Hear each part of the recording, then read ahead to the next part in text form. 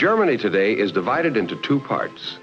What we commonly call West Germany is the group of states united into the Federal Republic of Germany. Flowing through West Germany from Switzerland to the North Sea is the famous Rhine River. Branching off from the Rhine is a tributary named the Ruhr River. And along both banks of this river is a district called the Ruhr also. The Ruhr is a busy place because there are large deposits of coal here and many factories that produce chemicals, iron, steel, and their products. The gray skies, always filled with smoke, tell us how productive the area is. Danger, mixer tipping, the sign says. It means that hot molten steel is being poured. Eventually, the steel is made into railroad cars, locomotives, and other products that are important to all of Europe. The people in these factories work hard to support themselves and their families at home. In Essen, a large city like our Detroit or Pittsburgh, we're going to meet a family named Müller. They live in an apartment house. Mr. Müller is known in Germany as Herr Müller. Herr Müller gets up at 5:30 in the morning while his 4 children, Rolf, Lisa, Marga, and Gertrude, are still asleep. Father, or Vater, as the German children say, starts breakfast with coffee to be followed by bread, butter, and sausage. Before Mother, or Mutter, sits down to breakfast, she goes to wake the children while her husband reads about the world's happenings in this newspaper published in the Ruhr. The children would like to stay in their comfortable feather bed with its ruffled pillowcases, but they go to school, as all German children do, at least until they're 14. After breakfast, Herr Müller leaves for work. At this hour, the sky is always gray with smoke, especially on a cold December day like this. And since the factories begin early, there are people already on the street waiting for streetcars and buses to take them to work. Not far from his house, Herr Müller boards a streetcar to go to one of the Krupp plants. Krupp is a large manufacturing company as famous as Ford and General Motors are in the United States. When he gets to the factory, Herr Müller changes his clothes before he goes to work at a machine which cuts steel. At home, after breakfast, Mother helps Rolf and the twins with their wraps. 5-year-old Lisa and Marga will walk part way with their brother when he goes to school this winter morning. Near the school, 2 patrol guards guide the children across the street safely. A patrol guard is proud of his job and likes to wear his white hat as a symbol of the important work he does. Like other German school children, these first graders carry their books in leather book bags on their backs. Today, lessons begin with the name of a musical instrument, the flute, or in German, Flöte. The children pretend they are playing the flute themselves. Then the teacher recites a poem about 2 boys, and the children respond with hand gestures. The teacher, Herr Fahrenberg, enjoys his work with Elfriede and Rolf, Hans, Erich, Ingrid, Sigrid, and the others. About 10 o'clock in the morning, when the children are getting hungry, there is a recess period. Milk is distributed to all who've paid for it. The children consider it a special privilege to be the milk monitor. Today, Sigrid gets the chance to practice some of the social graces. The rest of the children talk and laugh quietly until the reading period begins. Rolf takes his schoolwork seriously because he is beginning to understand that education will help him in his daily living and in the future. So he hunts for the right place now, eager to find it.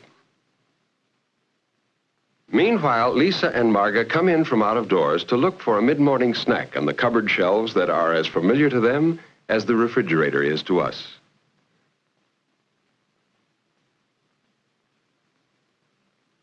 A bit later, it is time for lunch at the Krupp Works, and Father Müller is hungry too.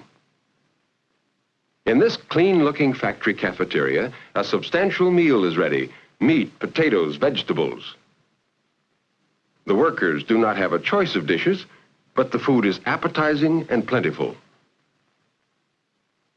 In the dining room, shop workers and office workers eat together. Herr Müller joins some friends who are engineers. They talk about the factory and about questions Herr Müller will ask the representative of the union, to which workers of different crafts in this factory belong. Besides wages and hours of work, Herr Müller is especially interested in the factory's program of instruction for apprentices. Under this program, boys of 14 or 15 are trained in the plant after they have attended a vocational school for 3 years. In this way, they learn their trades thoroughly and get valuable experience. It may be that Rolf Müller will become an apprentice someday, but right now, going with Mother and the twins to the store will occupy the afternoon. From their apartment, the Müllers walk down a cobblestone street, past typically German buildings with plain lines, steeply slanted roofs, and squarish dormer windows. When they've walked a few blocks, they come to a busy section of town where there are German-made cars on the street and many stores. Some of the stores are owned by the factories, but not this one where Mrs. Müller, or Frau Müller as she is called in Germany, selects what she wants among the fresh vegetables and salad greens. Here, paying with German marks and pfennigs, she may purchase by metric weight cookies and other such delicacies, or bananas transported from Central America. Such a modern aspect of life in the Ruhr is in contrast with the fish peddler who cleans your supper before your eyes and gives his surroundings an old-world look. These contrasts between the old ways and the new ones can be seen everywhere in Essen. Here is a building that, in style, looks backward to times gone by. Yet not far away is a church so modern in design that seeing it is like peering into the future. The children living near accept the modern look of this church as readily as they do their newly built houses. They take change for granted, as we do. And just as we do, most of them love to play outdoors. This little girl makes up a game of her own. Older children shout to call their friends as they race across a footbridge in the park or roller skate on the sidewalks of quiet streets out of the way of traffic. They enjoy these hours of active play after school. And even better than the sidewalk are the safe playgrounds. Some of their playground equipment looks different from ours. Do you see what's unusual about this slide? What skills do you think are needed to go down it? Just as we do, these children hope to grow up strong and healthy with families of their own. Do you see the Müller twins here? When they get home, they find Mother preparing for dinner a kind of potato dumpling that is Father's favorite dish. So Marga and Lisa get busy too at their own toy cupboard. This requires close attention, for while they play with dishes and linens, they are learning to be capable, industrious housekeepers like their mother. Good homemaking is the pride of all German women. Frau Müller's neat Chinese stove burns coal, and it works well. She grinds potatoes to make the dumplings, and with them she will serve beef stew, since the family usually has vegetables and fish or meat for dinner. Frau Müller's budget does not allow many frozen vegetables or pre-cooked foodstuffs because such things are not as plentiful as they are here. But she enjoys cooking. Liking for good food, for neatness and cleanliness are characteristic of the German people. While the beef stew and dumplings cook, Mother sits down with her knitting, and the children play games in the living room. For all of them, this is a happy hour. They are hungry, dinner is almost ready, and Father is coming home soon. At gate 14, the end of the day is the same as it is anywhere in the world. Time to go home to family and rest and good food. Father Mueller is so pleased to see his favorite dish that he doesn't wait for the rest of dinner before tasting the dumplings. But the family does not linger over dinner, for downtown, the holiday signs and lighted stores beckon the Muellers to come and do their Christmas shopping. What will they find on this familiar street? It is turned into a bright fairyland. The twins do not know about Santa Claus, but look for the angel child called Christkindl, and for a Christmas man they call the Weihnachtsmann. Both, they hope, will bring them presents. And in these windows, the children are sure to find autos and skates and games made by Germany's famous toy makers to fit the pocketbook of the Mueller family's own present giver. Here are plenty of dolls and animals and birds, gay storybook creatures to excite the fancy of all children. Many of these windows contain items the Muellers just like to see on display. For Christmas is the time to walk through fairyland, to look, to wonder, and to dream. The message of Christmas, with its deep religious dream of goodwill to men, comes to the Muellers again as they go together to Mass on Sunday morning. They are wearing their best. Father Mueller, the long leather coat so popular here. There are equal numbers of Protestant and Catholic worshipers in the whole of the federal republic we call West Germany. But in the Ruhr, there are more Catholics than Protestants, and the Muellers go to the Catholic church in their parish. After the service, the streets are crowded with people seeking the amusements and the quiet relaxation offered in the city of Essen on a Sunday afternoon. And indeed, it does get quiet. In the suburbs, weekday traffic practically disappears, so that the bicyclists have the roads almost to themselves. But the absence of hustle and bustle does not mean that people are not enjoying their leisure. They often gather in restaurants for social good times and for the sports they like. Here, the game is skittles, a kind of bowling. Jumping out of the way of the ball is not part of the game, though it's safer in this amateur contest where the score is higher on laughter than on points. But Sunday afternoon hours still grow long when you are the age of the twins, seeking adventure. There must be some excitement around if you knew just where to look for it. Real surprises can come your way. And sure enough, they're here, Grandma and Grandpa, or as the children say, Großmutter and Großvater. Frau Mueller's parents and her sister Louisa have come to see the Mueller family. They have come to share that warm, comfortable state of hominess the Germans call Gemütlichkeit.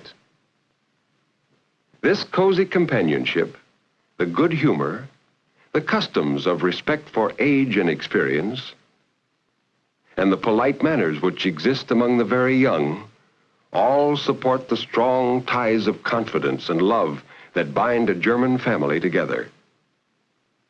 And so, before the children go to sleep under their big feather bed quilt, they repeat the prayer so often heard in German homes. Müde bin ich, geh zur Ruh, schließe beide Äuglein zu. I am tired.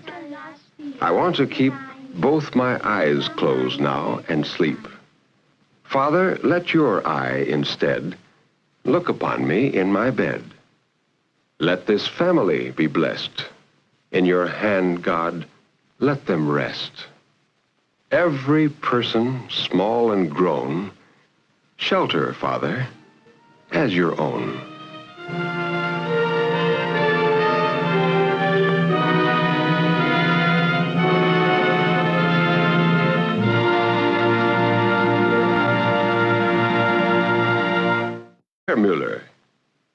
Herr Mueller gets up at 5:30 in the morning while his 4 children, Rolf, Lisa, Marga, and Gertrude are still asleep. Father, or Vater, as the German children say, starts breakfast with coffee, to be followed by bread, butter, and sausage. Before Mother, or Mars, locomotives and other products that are important to all of Europe. The people in these factories work hard to support themselves and their families at home. In Essen, a large city like our Detroit or Pittsburgh, we're going to meet a family named Müller. They live in an apartment house. Mr. Müller is known in Germany as is divided into two parts. What we commonly call West Germany is the group of states united into the Federal Republic of Germany. Flowing through West Germany from Switzerland to the North Sea is the famous Rhine River. Branching off from the Rhine is a tributary named the Ruhr River. And along both banks of this river is a district called the Ruhr also. The Ruhr